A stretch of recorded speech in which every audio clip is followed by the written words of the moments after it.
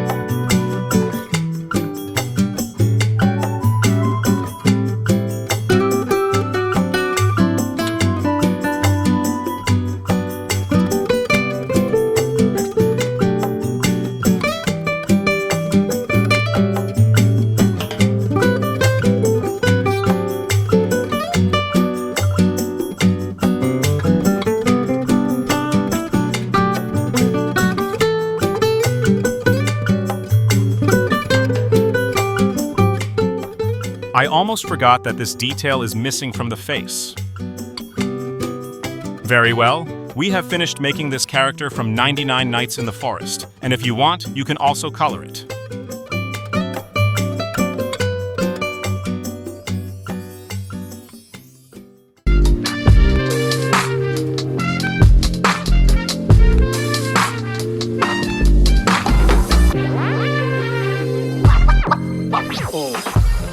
Okay, that would be all for this tutorial.